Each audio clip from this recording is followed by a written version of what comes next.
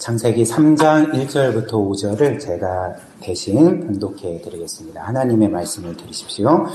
그런데 뱀은 여호와 하나님이 지으신 들짐승 중에 가장 간교하니라. 뱀이 여자에게 물어 이르되 하나님이 참으로 너희에게 모든 동산 나무의 열매를 먹지 말라 하시더냐.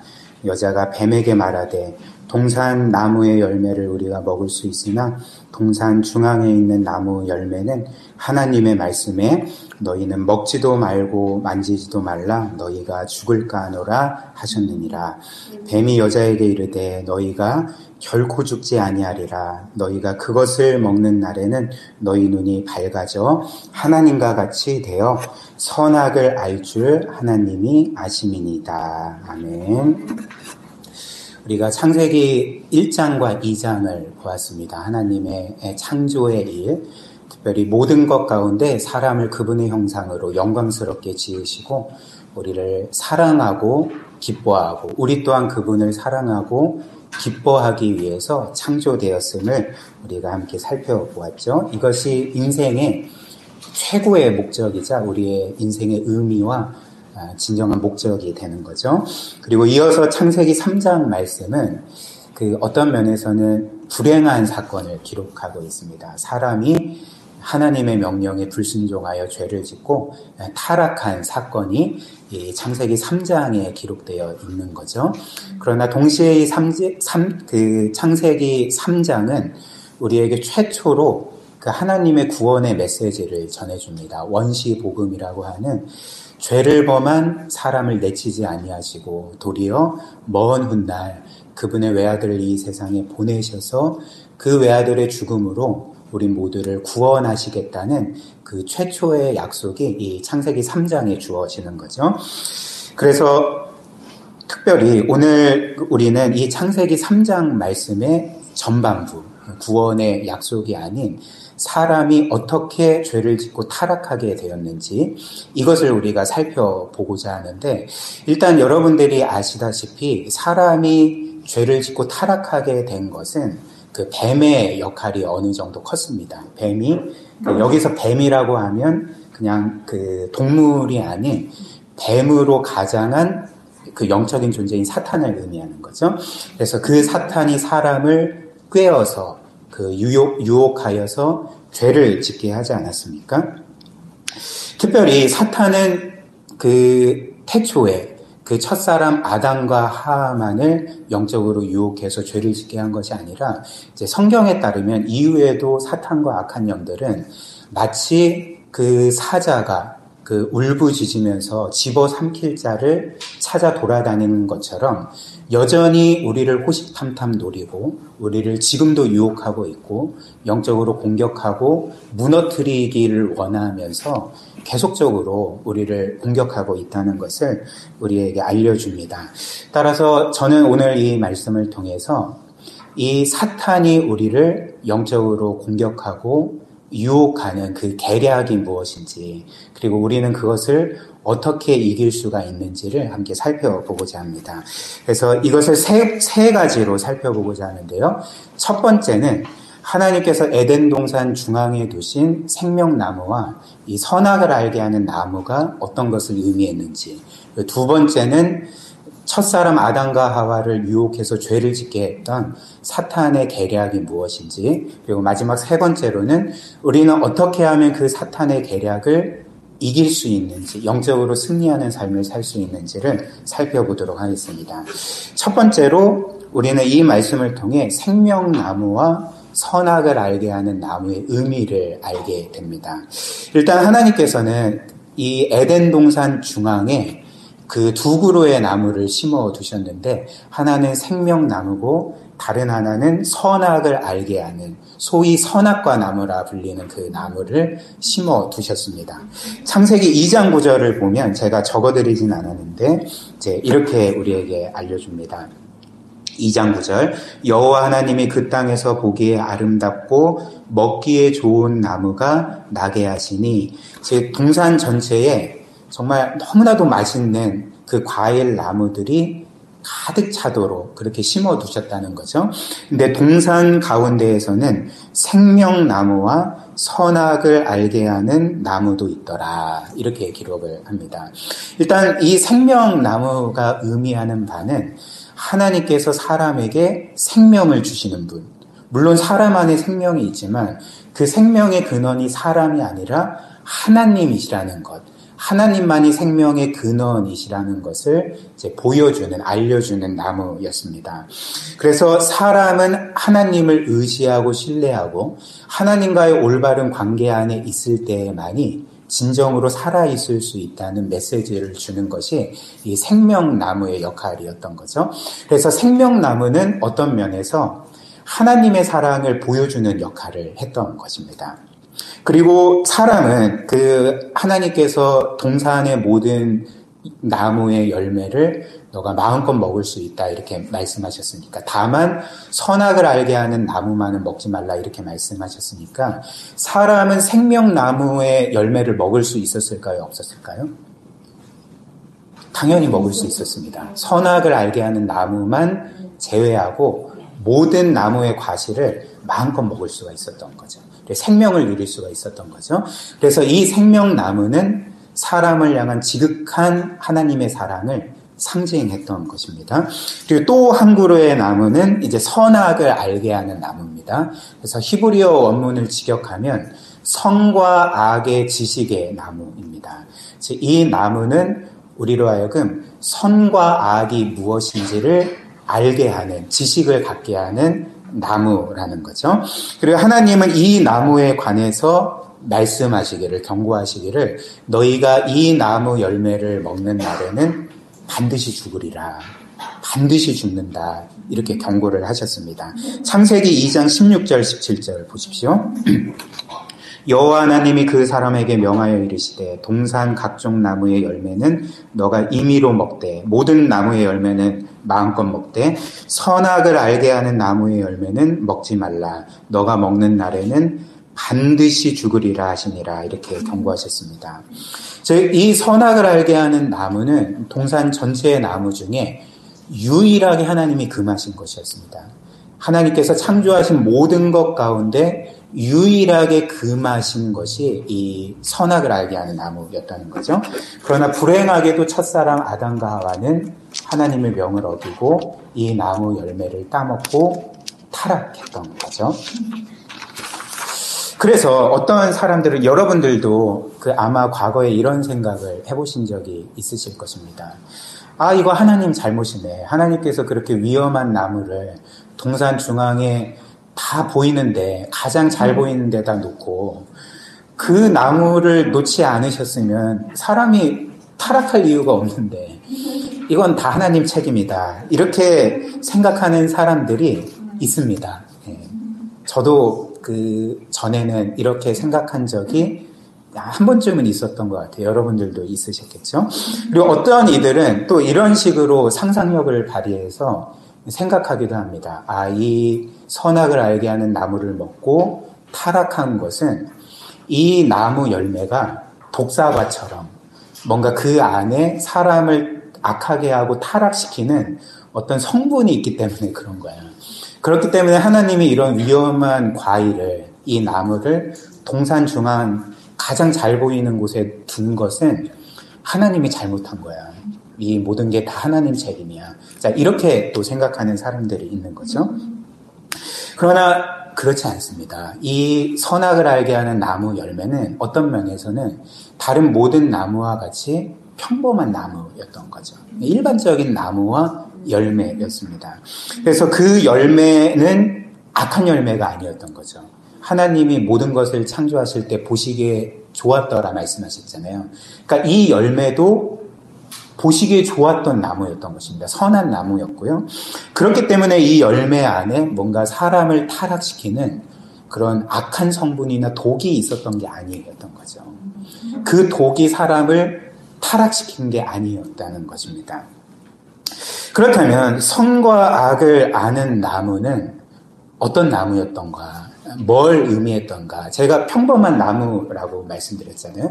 근데 하나님께서는 이 나무에 이제 의미를 부여해 주셨던 거죠.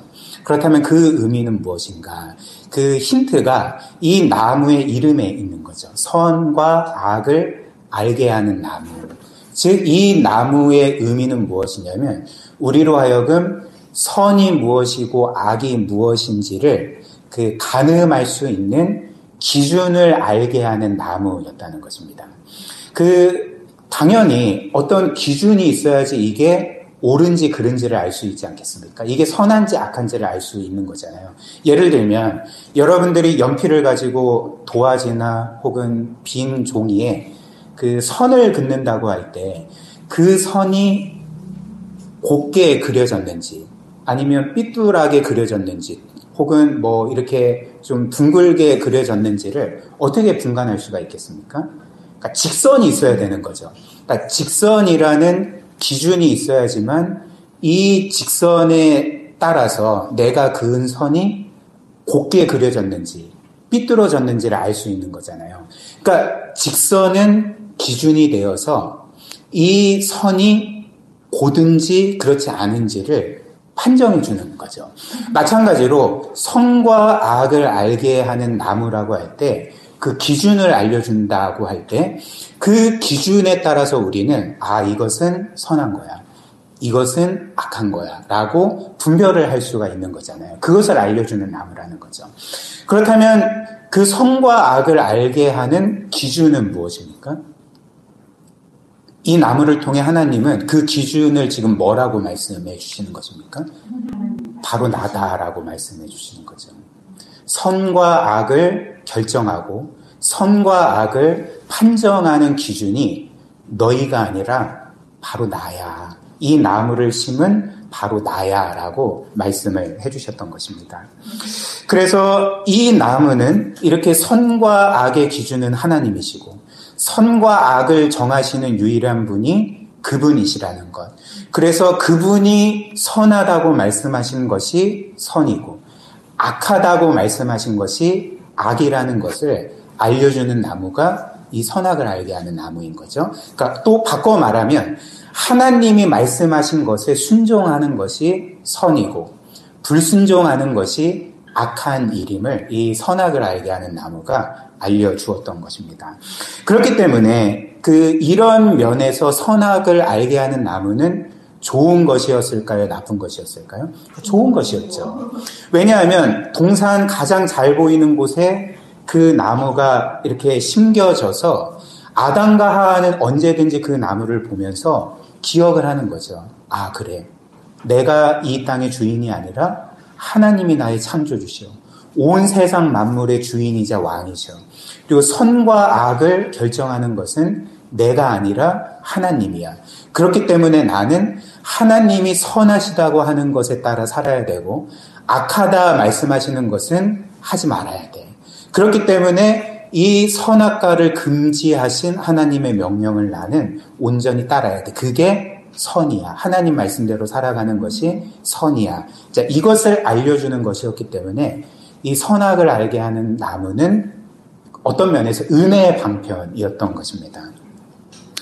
따라서 선과 악을 아는 나무의 열매를 먹은 것, 그래서 그것을 따먹은 것이 이제 죄가 되었던 이유는 결국 뭐가 되겠습니까? 그러니까 이게 절도죄이기 때문에 그런 것도 아니고, 혹은 이 안에 뭔가 사람을 타락시키는 성분이 있기 때문이 아니고, 혹은 이 과일 자체가 악한 것이기 때문이 아니라 그 안에 들어있는 의미를 깨트린 거죠. 하나님은 분명히 이건 선이야, 이건 악이야 라고 말씀하셨는데 사람은 그거는 아니지.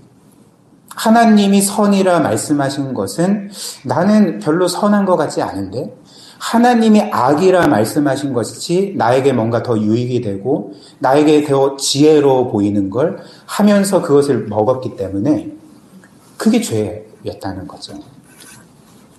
특별히 첫사랑 아담과 하와는 우리가 이후에 보는 것처럼 하나님처럼 되고자 이 과실을 따먹었습니다. 그러니까 그 과일을 먹은 행위 자체가 하나님께 대한 반역의 마음을 품고 있었기 때문에 심각한 죄가 되었다는 거죠. 그러니까 결론적으로 선악과가 사람을 타락시킨 것이 아니었습니다. 선악과 자체가 우리가 생각하는 것처럼 사람을 죄악되게 만들고 타락시킨 것이 아니라 사람으로 하여금 그 죄를 짓고 타락하게 만든 것이 무엇입니까? 선악과 안에 있는 독이 아니라 사람 마음 안에 있는 하나님처럼 되고자 하는 그 교만의 마음이 사람을 타락시킨 거죠. 죄를 짓게 하고 하나님의 말씀에 불순종하게 한 것입니다. 그래서 이런 이유로 하나님께서 만약 동산 중앙에 그냥 생명나무만 심어주시고 선악을 알게 하는 나무는 심어주시지 않았다면 사람은 타락하지 않게 되었을까요? 그렇지 않고 이제 어떤 식으로든지 간에 하나님의 말씀에 불순종했을 것입니다. 왜냐하면 그 안에 만약에 하나님처럼 되고자 하는 마음을 품었다면 이 선악을 알게 하는 나무를 따먹는 것이 아니어도 얼마든지 하나님의 말씀에 불순종하여서 타락하게 되었다는 것을, 그런 가능성이 있었다는 것을 우리가 알게 되는 거죠. 이것이 생명나무와 선악을 알게 하는 나무의 이제 의미가 되는 것입니다. 그 다음 두 번째로 이제 그 첫사랑과 이후에 우리를 유혹하고 공격하는 사탄의 계략이 무엇인가라는 거죠. 일단 사탄은 우리를 유혹하고 또 영적으로 공격하고 죄를 짓게 할 때 우리는 원하지 않은데 막 사탄이 강제적으로 우리의 손을 붙들어서 죄를 짓게 하는 그런 것이 아닌 거죠. 사탄은 우리로 하여금 강제적으로 죄를 짓게 할 수 있는 힘이 없습니다. 그리고 만약에 그렇게 죄를 짓게 하면 사실 그 죄의 책임이 우리에게 있지 않고 사탄에게 있는 거죠.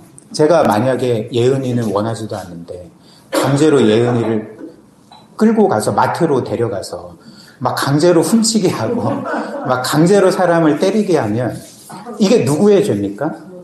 예은이의 죄가 아니라 저의 죄입니다. 그러니까 사탄은 이런 식으로 우리를 죄 짓게 만들 수가 없다는 거죠. 그렇다면 사탄은 어떻게 죄를 짓게 할까요? 사탄은 우리의 죄된 마음을 부추겨서 우리의 죄된 마음을 밖으로 끌어내는 방식으로, 유혹하는 방식으로 우리를 죄 짓게 하고 타락하게 하는데, 특별히 그것을 위해서 그가 행하는 수단이 무엇이냐면 거짓말이라는 거죠. 거짓말. 그래서 요한복음 8장 44절을 보면 우리 주님이 사탄의 정체에 대해서 이렇게 말씀하셨습니다. 한번 보십시오. 너희는 너희 아비 마귀에게서 났으니 너희 아비의 욕심대로 너희도 행하고자 하느니라. 그는 처음부터 살인한 자요 진리가 그 속에 없으므로 진리에 서지 못하고 거짓을 말할 때마다 제 것으로 말하나니 이는 그가 거짓말쟁이요 거짓의 아비가 되었습니다. 사탄은 거짓말쟁이일 뿐만 아니라 거짓의 아비라는 거죠. 그가 하는 모든 것들이 거짓말이라는 것입니다. 그렇다면 사탄은 이제 어떤 거짓말로 첫사람을 유혹해서 죄짓게 했고 우리를 계속적으로 공격하는가, 세 가지로 보겠습니다. 첫 번째로 사탄의 거짓말은 사탄은 하나님의 선하심을 의심하게 만들었다는 거죠. 이게 사탄의 첫 번째 거짓말이라는 거죠. 1절 말씀, 창세기 3장 1절입니다. 그런데 뱀은, 즉 사탄은 여호와 하나님이 지으신 들짐승 중에 가장 강교하니라. 뱀이 여자에게 물어 이르되, 이렇게 거짓말합니다. 하나님이 참으로 너희에게 동산 모든 나무의 열매를 먹지 말라 하시더냐. 하나님이 참으로 너희에게 동산 모든 나무의 열매를 먹지 말라 하시더냐. 좀 이상하지 않습니까? 하나님께서 이런 말씀을 하신 적이 있습니까? 하나님이 아담과 하와에게 얘들아 이 동산에 있는 모든 나무의 열매들 보이지? 너희는 이 중에 단 하나도 먹을 수 없다. 이렇게 말씀하셨습니까? 그렇지 않습니다. 우리가 본 것처럼 창세기 1장 29절 하나님이 이르시되 내가 온 지면에 씨 맺는 모든 채소와 씨 가진 열매 맺는 모든 나무를 너희에게 준다. 모든 나무를 열매를 너희에게 준다. 그래서 너희의 먹을 거리가 되게 하겠다. 이렇게 말씀하시는 거죠. 우리가 본 창세기 2장 16절도 여호와 하나님이 그 사람에게 명하여 이르시되 동산 각종 나무의 열매는 너가 임의로 마음껏 네 맘대로 먹어라. 이렇게 말씀하시지 않았습니까? 그러니까 하나님께서는 동산 어떤 나무의 열매도 금하신 적이 없습니다. 그러니까 지금 사탄은 거짓말을 하고 있는 거죠. 마치 하나님께서 동산의 모든 나무의 열매를 금하신 것처럼, 먹지 못하게 하신 것처럼 지금 은밀하게 그 거짓말을 하고 있는 거죠. 그렇다면 사탄이 마치 하나님이 동산의 모든 나무를 금하신 것처럼 거짓말을 했을 때에 그가 가졌던 의도가 무엇일까요? 어떤 거짓말을 할 때는 의도가 있잖아요. 이 거짓말의 의도는 무엇입니까? 사탄의 의도는 첫사람 아담과 하와로 하여금 하나님의 선하심을 의심하게 만들려고 했던 것입니다. 하나님은 선하지 않으셔라는 그 생각을 품게 하려고 이런 거짓말을 했던 거죠. 그렇기 때문에 그 아담과 하와에게 사탄이 원했던 반응은, 그래, 우리에게 이 모든 동산 열매를, 나무의 열매를 금하신 하나님은 선하신 분일 리가 없어. 그렇기 때문에 우리의 인생을 그분께 맡겨드릴 수 없어. 우리는 우리의 행복을 위해서 이제는 하나님이 아니라 우리 자신을 의지해야 돼 라고 이제 생각하게 만들었다는 것입니다. 예를 들면 틴켈러 목사님이 설교 중에 이런 예화를 드셨는데요. 한번 생각을 해보십시오. 크리스마스가 지난 지 지금 한 3개월 됐죠. 한 2개월 정도 됐죠. 근데 어떤 한 아버지가 크리스마스 시즌에 어린 자녀를 장난감 백화점에 데리고 갔다고 생각을 해보십시다. 그래서 토이저러스 같은 어린 친구들은 알죠. 그런 좀 유명한 장난감 마트, 백화점에 데리고 간 거예요. 그리고 이제 그 아버지는 아이에게 이렇게 말합니다. 아들아, 여기 있는 모든 장난감을 한번 둘러보렴. 만져보기도 하고 한번 작동시켜 보기도 하고 한번 둘러보렴. 이렇게 말을 했습니다. 그때 아이의 심정이 어땠겠습니까? 굉장히 들떠 있는 거죠. 아, 내 아빠가 나에게 어떤 장난감을 사주실까? 특별히 크리스마스인데, 와, 장난감을 많이 사주시는 거 아니야? 그래서 부푼 기대를 품고 정말 너무나도 즐겁고 기쁜 마음으로 그 마트 안에 있는 모든 장난감을 다 이렇게 둘러본 거예요. 그리고 이제 마지막으로 아빠가 이 아들에게 이렇게 말을 했다고 생각을 해보십시오. 얘야, 지금 여기에 있는 모든 장난감들을 보았지. 그리고 너는 여기에 있는 모든 장난감들을 갖고 싶지. 그러나 너는 여기 있는 어떤 장난감도 가질 수 없다. 나는 이 모든 장난감을 사주지 않을 거야. 너는 결코 평생 이 중에 어떤 장난감도 가질 수가 없어. 나는 모든 것을 금한다. 이렇게 말했다면 아이는 어떻겠습니까? 절망적인 거죠. 그리고 이 아이는 아버지에 대해서 어떻게 생각을 하겠습니까? 아, 그래. 내 아버지는 선한 분이 아니야. 선한 줄 알았는데 그렇지 않았어. 내 아버지는 그냥 나만 부려먹고 이용하기 위해서 지금 나를 키우고 있는 거야. 그렇기 때문에 나는 내 아버지를 신뢰할 수가 없어. 나는 내 행복을 위해서 내 스스로 살아야 돼. 그러니까 이런 식으로 생각하게 되지 않습니까? 내 삶을 책임져야 돼. 이렇게 생각하지 않겠습니까? 이것이 바로 사탄이 한 거짓말의 의도였다는 거죠. 이것이 바로 동산 모든 나무의 열매를 하나님이 금하지 않으셨니? 라고 했던 거짓말이 의도했던 바라는 것입니다. 그래서 사탄은 이렇게 첫사람 아담과 하와로 하여금 하나님의 선하심을 의심하게 만들었던 거죠. 그래서 하나님은 사람을 위하는 분도 아니고 선한 분도 아니고 사람을 창조하신 것은 사람을 그분의 유익을 위해 그냥 부려먹고 이용하기 위해서 그렇게 하신 것처럼 그런 의심을 품게 했던 것입니다. 그리고 이렇게 우리가 사탄의 계략에 넘어가서 하나님의 선하심을 의심하게 될 때 그것은 우리로 하여금 이제 죄를 짓게 한다는 거죠. 왜 그럴까요? 왜냐하면 우리가 하나님의 선하심을 의심하게 되면 당연히 그분이 우리에게 내리는 모든 말씀과 명령도 의심하게 되는 거죠. 이건 선한 게 아니야. 이거는 나를 위한 것이 아니에요. 하나님은 뭔가 나를 부려먹고 이용하고 착취하고 억압하기 위한 목적으로 이 명령을 내리신 거예요. 하나님은 선한 분도 아니고 나를 위한 분도 아니니까 나는 이제 하나님 뜻이 아니라 내 뜻대로 내 유익을 위해 살아야 돼 라고 생각을 하기 때문에 그 선하심을 의심하면 당연히 하나님의 말씀에 불순종하게 되는 거죠. 이것이 바로 사탄이 첫사랑 아담과를 유혹해서 죄를 짓게 만든 거짓말이었던 것입니다. 물론 우리는 하나님의 선하심을 이렇게 의심할 때도 때로는 그 하나님의 말씀과 그 명령을 철저히 지킬 때도 있습니다. 왜, 언제, 어떻게, 어떤 이유로 그렇게 할까요? 하나님이 무섭기 때문에 그런 거죠.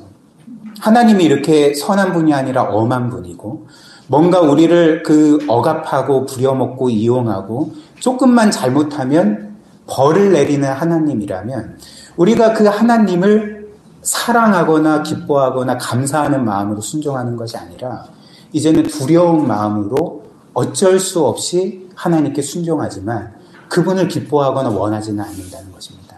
그리고 동시에 그렇게 순종하면서도 또 이런 마음을 갖는 거죠. 그럼에도 내가 이렇게 순종하니까 하나님은 내가 원하는 것을 주셔야 돼. 그리고 내가 지금까지 이만큼 순종했으니까 하나님은 나에게 빚져 계셔라고 그렇게 생각하게 만든다는 것입니다. 그리고 내가 충분히 순종했지만 하나님이 내가 원하는 삶을 주시지 않으면 그때 그는 분노하게 하는 거죠. 분노하게 되는 거죠.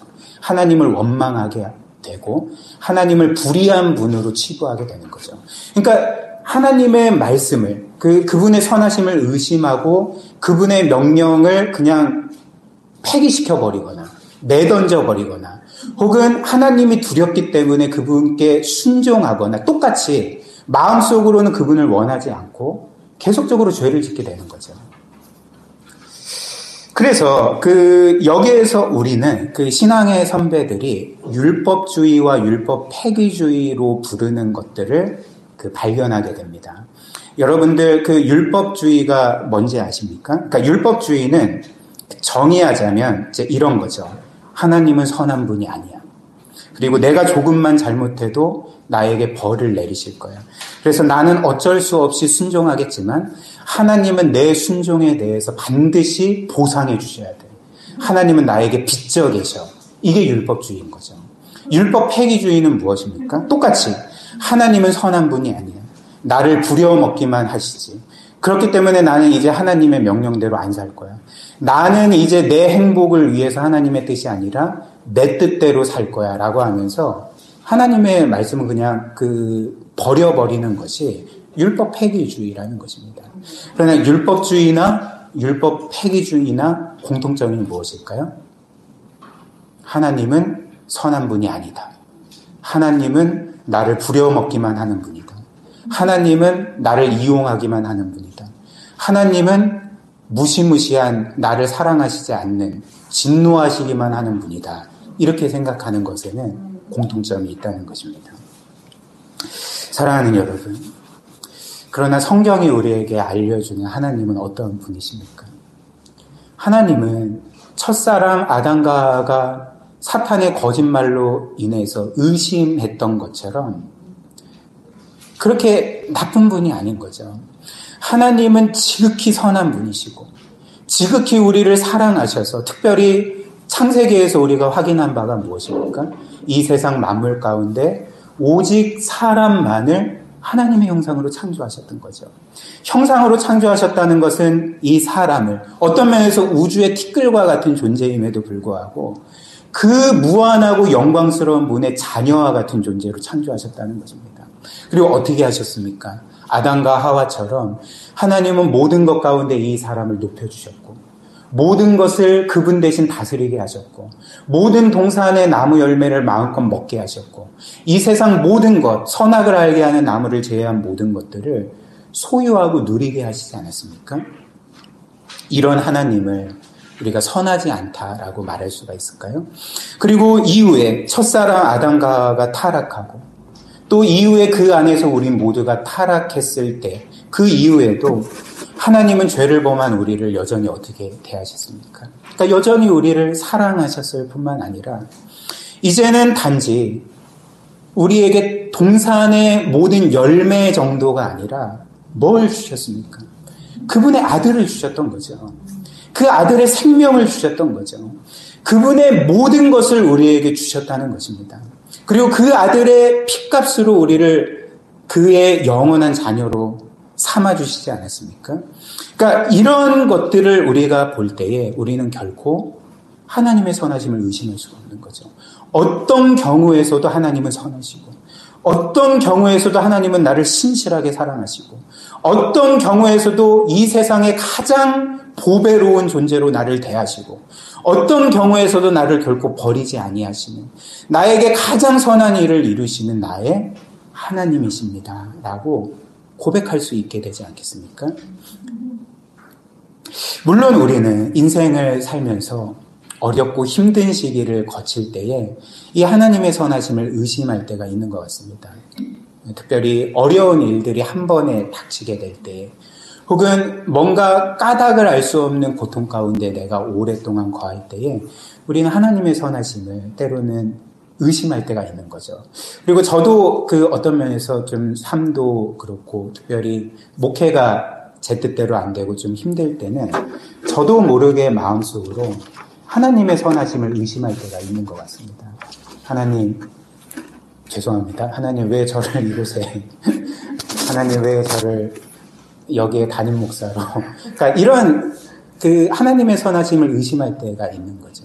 그리고 뭔가 이제 미래가 불투명할 때 불안하고 하나님은 정말 우리를 선하게 인도하실까라는 의심이 들 때가 있습니다. 그러나 그때 우리가 해야 될 일이 무엇일까요? 그런 가운데 우리가 늘 해야 될 일은 그리스도의 십자가를 바라보는 거죠. 그리고 예수 그리스도께서 죄인인 우리를 위해 어떤 일을 행하셨는지를 우리가 바라보고 기억해야 한다는 것입니다. 특별히 저는 이런 말씀드린 것처럼 하나님의 선하심이 의심되고 뭔가 하나님께 불평하고 하나님을 원망하게 될 때 사실 좀 부끄럽지만 그 이번 주에 저에게 일어난 일이었습니다. 그냥 목회가 제 뜻대로 안 되는 것 같고 또 제가 원하는 대로 뭔가 이루어지지 않는다 생각될 때 저도 모르게 원망과 불평이 이렇게 나왔습니다. 근데 그때 하나님께서 저에게 기억하게 하시고 깨닫게 해주신 것이 무엇이었냐면 저의 과거를 생각나게 해주셨던 거죠.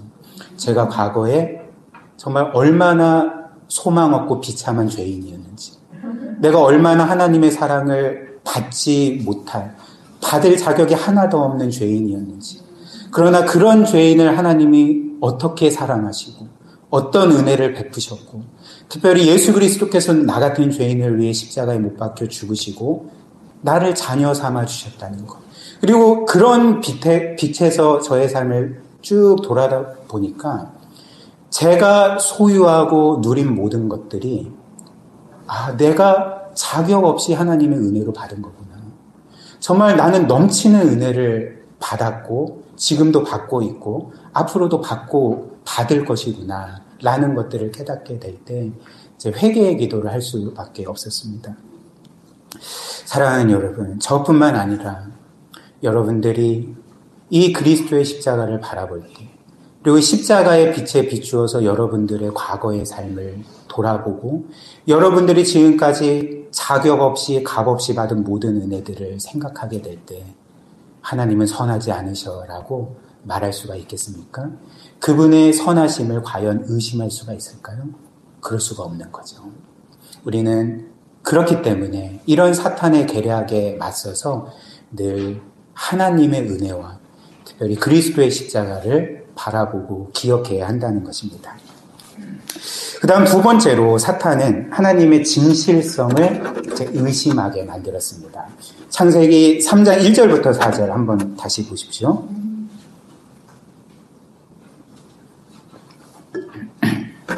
창세기 3장 1절부터 4절입니다.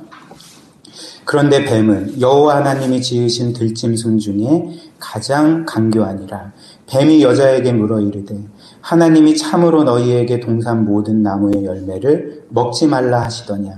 여자가 뱀에게 말하되 동산 나무의 열매를 우리가 먹을 수 있으나 동산 중앙에 있는 나무의 열매는 하나님의 말씀에 너희는 먹지도 말고 만지지도 말라. 너희가 죽을까 하노라 하셨느니라. 4절 주목하여 보십시오.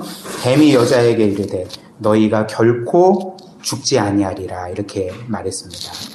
하나님은 분명히 아담과 하와에게 너가 이 선악을 알게 하는 나무 열매를 먹으면 죽는다. 그냥 죽는 게 아니라 반드시 죽는다. 이렇게 말씀하셨습니다. 그러나 사탄은 이에 대해서 뭐라고 말합니까? 4절처럼 그렇지 않다. 너희는 이 열매를 먹어도 죽지 않는다. 결코 죽지 아니하리라. 이렇게 거짓말을 했던 거죠. 즉 사탄이 지금 그 아담과 하와에게 하는 거짓말은 무엇입니까? 하나님이 선하지 않은 분이라는 거 너희 알잖아. 그렇기 때문에 선하지 않는 하나님께서 너희에게 진실을 말씀하시겠어? 그렇기 때문에 그분이 선하지 않기 때문에 너희는 그분의 말도 믿을 필요가 없어. 그분은 아마 너희에게 거짓말을 했던 거야. 너희는 결코 죽지 않는다. 이렇게 거짓말을 했던 거죠. 그래서 사탄은 이 아담과 하와로 하여금 이제 하나님의 선하심 뿐만 아니라 하나님의 말씀 자체의 진실성이 의심을 품게 했던 거죠. 그래서 그런 의심이 이제 그들로 하여금 죄를 짓고 불순종하게 만들었던 것입니다. 그리고 이제 우리에게도 똑같죠. 이렇게 우리도 하나님의 말씀의 진실성, 그분의 말씀이 다 진짜 100% 사실이라는 것, 하나님은 진리만을 말씀하신다는 것을 우리가 의심하게 될 때에 하나님의 말씀은 더 이상 우리의 삶에 절대적인 최종 권위가 되지 못한다는 것입니다. 오히려 하나님의 말씀은 우리에게 어떻게 될까요? 그러니까 절대 권위가 아니라 무조건 따라야 될 것이 아니라 이제 이 하나님의 말씀은 그게 사실일 수도 있고 아닐 수도 있기 때문에 우리의 판단 아래 놓이게 되는 거죠. 우리가 그 진실성을 판단하고 그래서 내가 생각하기에 이게 나에게 납득이 되고 나에게 뭔가 이익을 주는 것처럼 생각을 하면 그래 내가 한번 순종해 볼까라고 하고 그렇지 않으면 얼마든지 따르지 않아도 되는 그렇기 때문에 이제는 하나님의 말씀이 나의 삶의 최종 권위가 되는 것이 아니라 누가 최종 권위가 되는 것입니까? 내 자신이 최종 권위가 되는 거죠. 그러니까 내가 하나님이 되는 것입니다. 생각을 해보십시오. 아담과 하와는 왜 하나님의 말씀을 어겼습니까? 선악과를 먹지 말라고 했는데 먹으면 반드시 죽는다고 했는데 왜 먹었습니까? 하나님의 말씀을 그 진실성을 믿지 않았기 때문에 그렇습니다. 그러니까 아담과 하와는 지금 이런 말을 했던 거죠. 아 그래 내가 판단할 때 지금 하나님의 말씀은 틀린 것 같아. 하나님은 이것을 먹지 말고 죽는다 말했는데 그 하나님의 명령은 뭔가 거짓인 것 같고 이것을 지키는 것이 나에게 뭔가 유익이 되지 않는 것 같아요. 따라서 나는 나의 유익을 위해서 이 과일을 먹어야 돼. 그래서 나는 하나님처럼 될 거야. 나는 내 인생을 책임지고 내 스스로 행복해질 거야. 라고 하면서 먹은 거죠. 그러니까 하나님의 말씀을 그 진실성을 의심하는 것에서부터 그리고 그 하나님의 말씀이 아닌 자기 자신을 최종 권위로 삼는 것부터 이 죄를 짓게 되었다는 것입니다.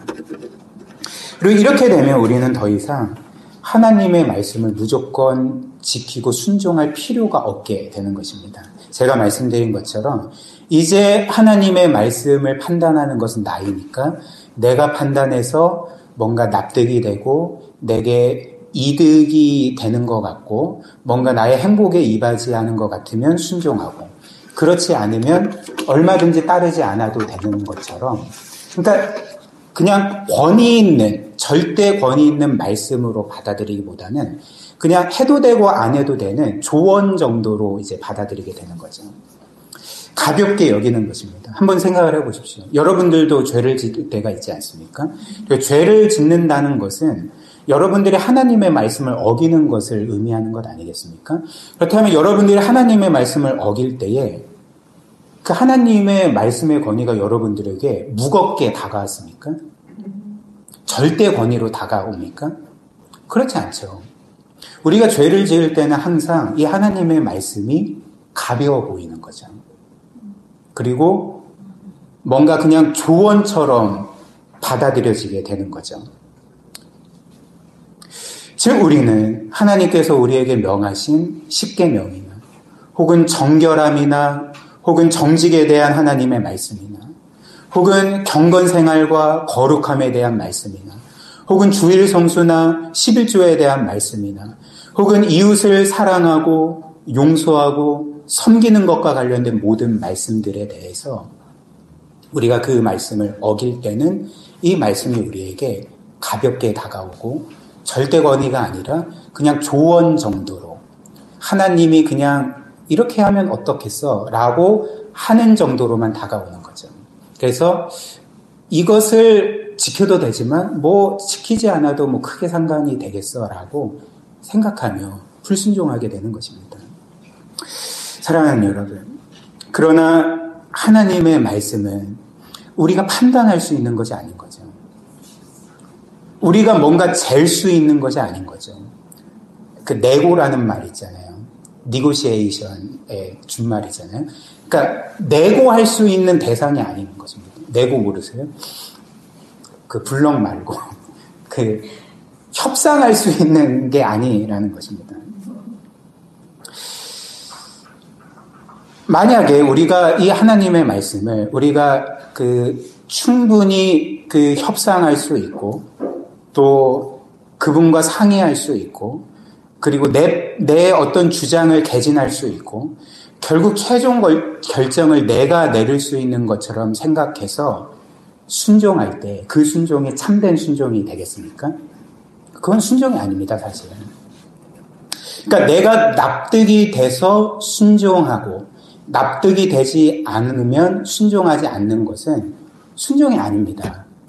여러분들은 사실 그래 내가 하나님의 말씀을 납득했으니까 이제 순종해야지. 그러면 바꿔 말하면 납득되지 않으면 순종하지 않으실 것입니다. 그러니까 이거는 순종이 아닌 거죠. 이것은 사실 제가 거듭거듭 말씀드리는 것처럼 하나님의 말씀을 우리의 최종적이고 절대적인 권위, 진짜 하나님의 말씀으로 받아들이는 것이 아니라 그 하나님을 나의 왕이 아닌 그냥 조언자 정도로 생각해서 혹은 요즘에 그 AI 있잖아요. 그 뭐죠? 그 AI 비서 있잖아요. 뭐지? 그 GTP. 네, 맞죠? GTP처럼 그냥 뭐 물어보면 주인님 이렇게 하면 어떨까요? 이렇게 하면 좋지 않을까요? 라고 하는 뭔가 그냥 램프의 지니와 같은 혹은 비서와 같이 하나님을 여기는 것이 된다는 것입니다. 그래서 하나님이 뭘 말씀하시고 그게 나에게 납득이 되고 뭔가 이득이 될 것 같으면 하나님 그거 좋은데요? 나이스 하면서 그거 한번 해볼게요. 그런데 하나님이 또 어떤 것을 말씀하시면 그거는 아닌 것 같아요. 이거는 내가 순종하지 않을 거예요. 이거는 순종이 아니라는 것입니다. 만약에 이렇게 되면 하나님이 우리 위에 계십니까? 우리가 하나님 위에 있습니까? 우리가 하나님 위에 있는 거죠. 하나님이 왕입니까? 우리가 왕입니까? 우리가 왕인 거죠. 하나님은 우리의 조수인 것입니다. 그렇다면 진정한 순종은 무엇일까요? 그러니까 진정한 순종은 우리가 납득이 돼서 순종하는 것이 아니라 우리로서는 때로는 납득이 되지 않는다 할지라도 그리고 그 하나님의 모든 말씀과 명령이 다 이해가 되지 않는다 할지라도 그리고 당장 이 말씀에 순종하는 것이 나에게 뭔가 손해가 될 것 같고 나에게 해가 될 것 같이 여겨질지라도 그것이 하나님의 말씀이기 때문에 그것이 나에게 절대적인 권위이기 때문에 아멘하고 순종하는 것이 진짜 순종이라는 거죠. 사실 하나님은 아담과 하와에게 선악을 알게 하는 나무 열매를 금하셨을 때에 사실 왜 그 선악을 알게 하는 나무 열매를 금하셨는지 충분한 이유를 설명해 주셨습니까? 얘들아, 이런 저런 이유로 이 과일을 먹으면 안 돼. 이런 상세한 설명이 없었습니다. 그냥 이거 먹지 마. 이거 먹으면 죽는다. 그냥 이렇게 말씀하셨을 뿐이거든요. 그러면 이에 대해서 아담과 하와가 해야 됐던 일이 무엇입니까? 이거 납득되지 않으니까. 하나님 이거에 대해서 나에게 설명해 주지 않았잖아요. 그러니까 이해도 되지 않는 건데 내가 왜 지켜요? 그러니까 이게 아니라 이해가 안 되고 납득이 안 돼도 그래? 창조주 하나님이 말씀하셨지. 창조주 하나님이 나에게 명하셨지 하면서 순종해야 했다는 것입니다. 이게 하나님이 우리에게 원하시는 순종이라는 거죠. 그러나 아담과 하와는 이 부분에서 실패했다는 것입니다. 무엇보다도 우리가 때로는 납득이 되지 않고 이해가 되지 않는 하나님의 말씀과 명령이라도 하나님의 모든 명령은 우리에게 해가 되는 것이 있을까요? 우리에게 뭔가 악한 것이 있을까요? 그렇지 않습니다. 우리가 납득이 안 되고 이해하지 못할지라도 우리에게 명하신 하나님의 모든 명령은 우리의 최고의 성과 유익과 영광을 지향하는 거죠. 그것을 위해서 하나님은 우리에게 그분의 명을 내리시는 것입니다. 왜 그럴까요? 왜냐하면 그분은 선하신 분이기 때문에. 그분은 우리의 선하신 아버지이시기 때문에. 심지어 우리를 위해 그분의 아들까지 내어주신 우리의 선하신 아버지이시기 때문에 그 아버지께서 우리에게 해가 되거나 우리에게 악한 것이 되거나 혹은 우리를 뭔가 부려먹고 억압하기 위해서 명령을 내리시겠습니까? 그렇지 않습니다. 결코 그렇지 않습니다. 하나님은 우리가 순종할 때 그것이 우리에게 최고의 선과 유익과 진정한 생명과 영광이 되실 것을 아시기 때문에 우리에게 이 모든 말씀을 지키라 명하시는 거죠. 순종하라 명하시는 거죠. 말씀에 순종하는 것이 가장 복되다라고 우리에게 말씀하시는 것입니다. 마지막 세 번째로 사탄은 또 거짓말로 너가 하나님이 되어야 된다 이렇게 거짓말을 했던 거죠. 4절 5절 한 번 더 봅시다. 4절과 5절입니다. 뱀이 여자에게 이르되 너희가 결코 죽지 아니하리라. 너희가 그것을 먹는 날에는 너희 눈이 밝아져 하나님과 같이 되어 선악을 알 줄을 하나님이 아심이니라 이렇게 말했습니다. 마지막으로 사탄은 너가 이 과실을 먹으면 죽지 않을 뿐만 아니라 너가 하나님처럼 된다.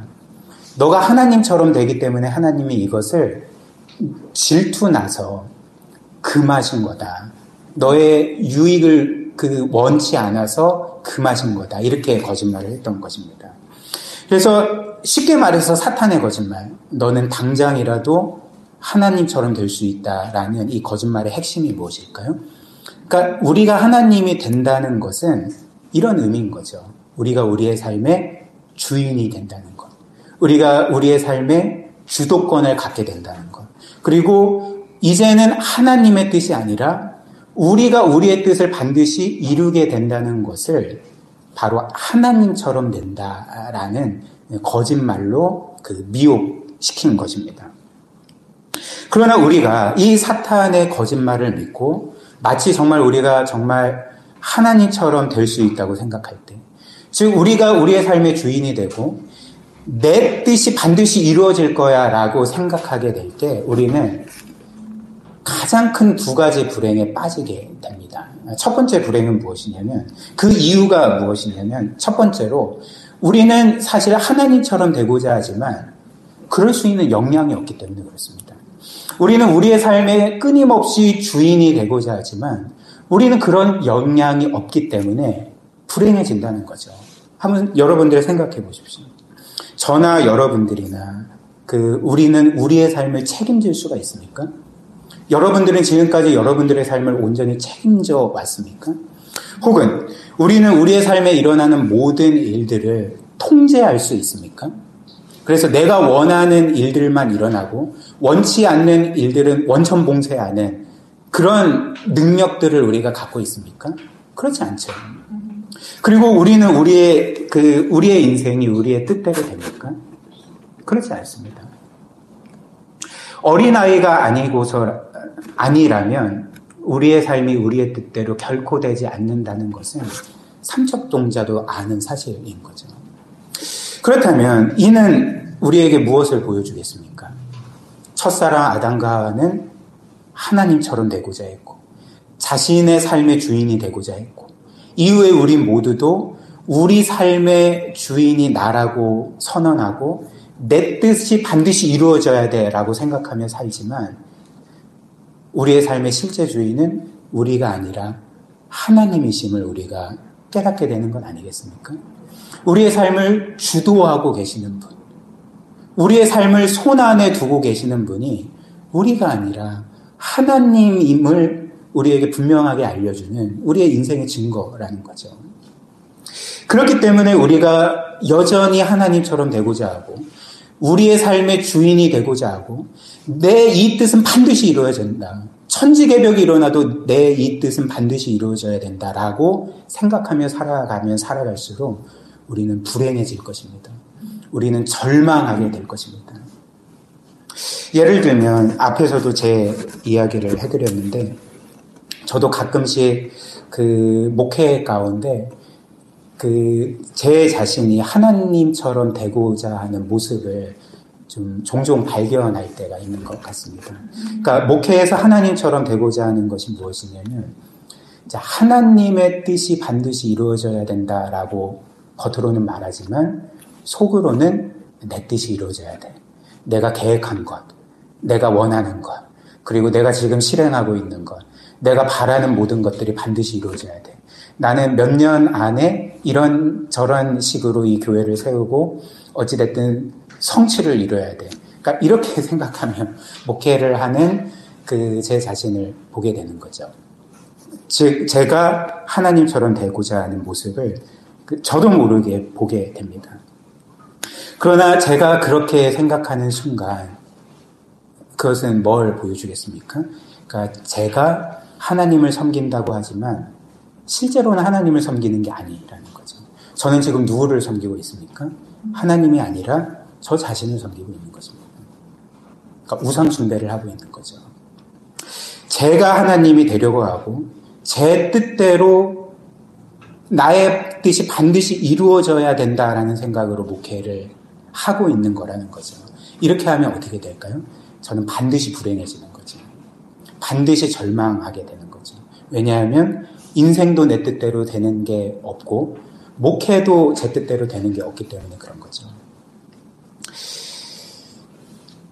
또한 우리가 하나님처럼 되려고 하고 우리 뜻이 반드시 이루어져야 된다 생각하며 살아가는 것이 우리를 불행하게 만드는 또 다른 두 번째 이유는 우리가 살고 있는 이 세상은 하나님이 왕으로 계신 세상이기 때문에 그렇습니다. 하나님께서 왕으로 계신 이 세상에서 내가 왕이다, 내가 하나님이다 라고 외치는 것이 뭘 의미하겠습니까? 이 세상 만물을 다스리시는 그분의 그 권능과 통치권을 지금 거스르며 살고 있음을 보여주는 것 아닙니까? 그러니까 지금 온 세상 만물이 나를 거스르고 있는데 나는 그 물결을 거슬러 올라가려고 하는 것과 같다는 거죠. 그러니까 이것만큼 불행한 삶이 있겠습니까? 그러나 그럼에도 불구하고 하나님은 우리를 포함해서 이렇게 하나님께 반역한 이 세상과 사람들을 어떻게 대하실까? 우리가 그 마태복음에서 보는 것처럼 하나님은 여전히 이 세상을 사랑하셔서 선인과 악인에게 차별 없이 햇빛과 햇빛과 비를 내려주시고 또 모든 이들에게 생명과 공기와 물과 음식을 제공해 주고 계십니다. 그리고 여전히 자신에게 반역한 이 세상을 보존하고 계시는 거죠. 일반 은총의 차원에서. 이런 은혜를 지금도 베풀어 주고 계시다는 거죠. 왜 그럴까요? 그러니까 이 세상을 구원하시기 위해서. 보존돼야지 구원받는 건 아니겠습니까? 이 세상을 끝까지 구원하시기 위해서 여전히 이 세상을 붙들고 계시는 거죠. 그리고 우리가 앞에서도 본 것처럼 하나님은 그분께 반역한 이 세상을 보존시켜 주실 뿐만 아니라 단지 햇빛과 비를 내려주시고 생명과 공기와 물과 음식을 제공해 주시는 것만이 아니라 그것과는 비교도 할 수 없는 그분의 아들을 우리를 위한 구원의 선물로 내어주셔서 우리에게 영원한 구원의 길, 이 세상 모든 사람들에게 영원한 구원의 길을 열어주시지 않았습니까? 이것이 바로 우리는 하나님처럼 되고자 하지만 진짜 하나님이 죄인인 우리에게 행하신 놀라운 은혜의 일이라는 거죠. 얼마나 자비로운 하나님입니까? 얼마나 은혜의 하나님이십니까? 마지막으로 그렇다면 이제 짧게 그 사탄의 이런 계략들을 우리가 어떻게 이길 수가 있는가 3가지로 빠르게 말씀드리겠습니다. 첫 번째로 우리는 하나님의 선하심을 굳게 믿어야 됩니다. 하나님은 영원전부터 영원까지 가장 선하신 분이라는 것. 그리고 가장 우리를 사랑하시고 위하시고 존귀하게 대하시고 구원받은 우리뿐만 아니라 아직까지 구원받지 못한 모든 죄인들을 이렇게 사랑하셔서 그들을 구원으로 지금도 부르고 계시다는 것을 우리가 기억해야 한다는 거죠. 특별히 그 하나님께서 우리를 위해 아들까지 내어주시고 생명까지 내어주시고 그 아들 안에서 우리에게 모든 것을 주셨다면 우리는 결코 그분의 선하심을 의심할 수가 없는 거죠. 우리의 삶이 힘들어도 아파도 슬퍼도 눈물이 나도 내 삶에 왜 이런 일이 일어났지라고 생각되는 그 순간도 이 모든 것들을 기억할 때 그래 나는 하나님의 선하심을 의심할 수 없어. 하나님은 반드시 나에게 가장 선한 일들을 이루실 거야 라는 그 믿음을 갖고 사탄의 계략을 이길 수가 있는 거죠. 그리고 두 번째로 우리는 하나님의 말씀은 전적으로 참되며 우리의 삶의 최종권이고 우리는 그 말씀을 무조건 따라야 됨을 기억해야 한다는 거죠. 특별히 우리가 본 것처럼 하나님의 말씀에 순종하는 것이 우리의 삶의 최고의 복이자 영광이자 우리를 진정으로 살아있게 한다는 것을 기억해야 한다는 것입니다. 여러분들, 우리는 죄를 지을 때 죄가 우리에게 너무나도 달콤해 보입니다. 너무나도 좋아 보입니다. 그러나 기억하십시오. 죄는 아무리 겉보기에 좋아 보일지라도 우리를 죽일 뿐인 거죠. 그러나 하나님의 말씀은 때로는 우리에게 무겁게 다가올지라도 그 말씀은 우리를 자유하게 합니다. 우리에게 생명을 줍니다. 우리에게 최고의 복과 영광을 안겨다 줍니다. 이것을 기억해야 한다는 거죠. 마지막 3번째로 우리는 기도해야 됩니다. 주님께서 주기도문에서 이렇게 기도하라 명하셨죠. 너희는 아버지께 구하라. 시험에 빠지지 않게 하시고 모든 악에서 구하여 주십시오. 여기에서 악에서 구하여 주십시오라는 이 마태복음 주기도문의 본문을 보면 그 원문에는 악한 자에게서 구원해 주십시오 이렇게 되어 있습니다. 여기에서 악한 자가 누굴까요? 사탄과 악한 영들을 가리키는 거죠. 그렇기 때문에 시험에 빠지지 않고 이 사탄과 악한 영들에게서 끊임없이 구원해 주시도록 너희는 기도해야 된다. 또 베드로에게도 이렇게 말씀하시지 않았습니까? 시험에 빠지지 않도록 깨어 기도하라 이렇게 말씀하셨습니다. 그럼 주님의 이 모든 그 기도의 명령은 바꿔 말하면 뭘 의미할까요? 그러니까 우리가 기도하지 않으면 매 순간 매 초마다 하나님을 의지하지 않으면 특별히 시험에 빠지지 않고 모든 악에서 우리를 구원해 주시도록 하나님의 도우심을 구하지 않는다면 우리는 반드시 패배하게 되어 있고 우리는 반드시 영적으로 실패하게 되어 있음을 보여주는 것 아닙니까? 따라서 기도 없이는 영적인 싸움을 할 수가 없습니다. 기도 없이는 영적인 승리를 거둘 수가 없습니다. 따라서 우리는 우리 자신을 너무 과신하면 안 됩니다. 교만하면 안 됩니다.